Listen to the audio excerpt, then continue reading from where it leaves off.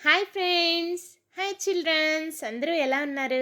నేనైతే చాలా బాగున్నాను. మీరు కూడా బాగుండాలని మనస్ఫూర్తిగా కోరుకుంటున్నాను. సర్వేజన సుఖినో భవంతు. మరి ఈరోజు ఇంకొక కథతో మీ ముందుకు వచ్చేసాను. మీ ద్వారా నేను కూడా అద్భుతమైనటువంటి కథను తెలుసుకోవడానికి సిద్ధంగా ఉన్నాను. మరి మీరు కూడా సిద్ధంగా ఉన్నారా? ఇక ఆలస్యం చేయకుండా కథలోకి వెళ్ళిపోదాం. వెళ్ళిపోయే ముందు మొట్టమొదటిసారిగా ఎవరైనా మన ఛానల్ని చూస్తూ ఉంటే please like, share, subscribe and చిన్న కమెంట్. మీరిచ్చే కమెంట్ అనేది ఇంకా ఎన్నో కథల్ని మీ ద్వారా నేను తెలుసుకోవటానికి అవకాశం ఉంటుంది. సో చక్కగా ముందుకి సాగవచ్చు మనం.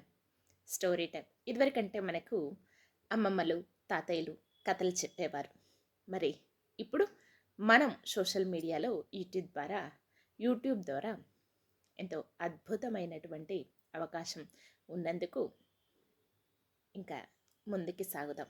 చక్కగా ఒక మోరల్ స్టోరీస్ అనేవి తెలుసుకోవటం ద్వారా మనకు కూడా ప్రశాంతంగా ఉంటుంది. కొంచెం రోజువారీ జీవితం నుంచి ఒక అద్భుతమైన స్టోరీ వినటం వల్ల మనకు కూడా మనసుకి ప్రశాంతత అనేది కల్పిస్తుందని నా యొక్క ఉద్దేశం. మరి మీరేమంటారు? సరే, ఈరోజు మనం తెలుసుకునేటటువంటి స్టోరీ ఏంటంటే డేగా శిబి చక్రవర్తి గురించి తెలుసుకోబోతున్నాం. ఓకేనా? అందరికీ శిబి చక్రవర్తి గురించి తెలిసే ఉంటుంది. మరి ఈరోజు వారిని మరొక్కసారి తలుచుకుంటూ చక్కగా వారు చేసేటటువంటి త్యాగం అన్నిటి గురించి మరి ఈ కథలో కూడా తెలుసుకోబోతున్నాం. మరి మీరు ఇక సిద్ధంగా ఉన్నారా? అయితే శిబి చక్రవర్తికి ఆపదలో ఉన్న వారికి సహాయం చేసేవాడట. ఎప్పుడూ కూడా ఎవరైనా ఆపదలో ఉంటే తప్పకుండా తన సహాయం మాత్రం చేసేవాడట. అయితే ఎవరు ఏది అడిగినా కానీ దానం చేసేవాడట. ఎవరు ఏది అడిగినా కానీ దానం చేసేవాడట. అంత మంచి అద్భుతమైన అవగుణాలు కలిగినటువంటి వ్యక్తి శిబి చక్రవర్తి. ఓకే, అయితే ఒక రోజునట ఒక పావురం వచ్చిందట. అతని దగ్గరికి ఆయన దగ్గరికి వచ్చి వాలిందట. వాలి తనను కాపాడమని బ్రతిమాలిందట ఆ పావురం. అయితే సరే కాపాడుతానని చక్రవర్తి మాట ఇచ్చాడట. ఇంతలో అక్కడికి డేగ వచ్చిందట. ఆ పావురం నా ఆహారం నేను తినాలి, దాన్ని నాకు ఇచ్చేయి అని కోపంతో అడిగిందట డేగ. అయితే పావురాన్ని ఇవ్వను, దానికి బదులుగా ఇంకేదైనా అడుగు అన్నాడట శిబి చక్రవర్తి. అయితే పావురం ఎంత బరువు కలదో అంత బరువు కల నీ తొడ యొక్క మాంసాన్ని ఇవ్వు అన్నదట డేగ. అప్పుడు వెంటనే శిబి చక్రవర్తి త్రాసును తెప్పించి ఒకవైపు తన యొక్క తొడ మాంసాన్ని కోసివేశాడట. కోసివేసి ఎంత మాంసం కోసివేసినా పావురంతో సమానం కాలేదట.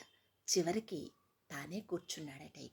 కూర్చొని పావురానికి బదులుగా మొత్తం నా శరీరాన్నంతా తినేయని డేగను వేడుకున్నాడట అతడు శిబి చక్రవర్తి. అయితే వెంటనే డేగ ఇంద్రునిగా మారిపోయిందట. ఇక పావురమేమో అగ్నిదేవునిగా మారిందట. వాళ్ళని చూసట శిబి చక్రవర్తి ఆశ్చర్యపోయాడట. అగ్నిదేవుడు ఇంద్రుడు ఇలా అన్నారట. ఏమన్నారు? నీవు చాలా దానగుణము, త్యాగగుణము కలవాడివి. అది తెలిసి ఆ శిబి చక్రవర్తి అంటే మిమ్మల్ని మేము పరీక్షించదలుసుకొని వచ్చాము. ఈ పరీక్షలో నీవు గెలిచావు. నీ దానగుణము, త్యాగగుణము చూసి చాలా సంతోషించాము. గొప్ప దాతగా భూమిలో నీ పేరు నిలిచిపోతుంది అన్నాడట. ఎవరన్నారట?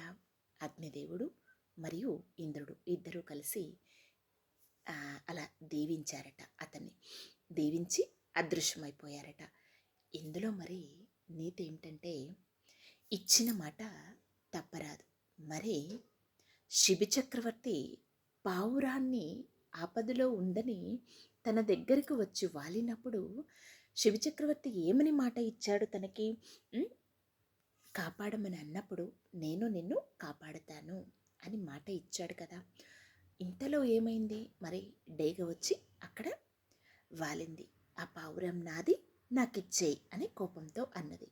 అన్నప్పుడు పావురాన్ని మాత్రం నేనివ్వను, దానికి బదులు ఇంకేదన్నా కోరుకో అని శివ చక్రవర్తి అనిన వెంటనే, అయితే పావురము యొక్క ఎంత బరువు ఉందో అంత బరువు నీ తొడ యొక్క మాంసాన్ని ఇవ్వమని డేగ కోరటం.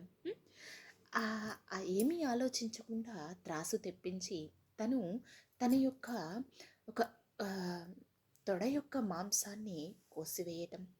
ఎంత మాంసము కోసివేసినా కానీ ఆ పావురానికి సరితూగపోవటం.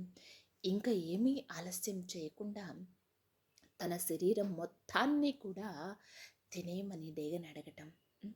ఇటువంటి ఎంత త్యాగం, ఎంత దానగుణము అతంది కదా. అద్భుతంగా ఉంది.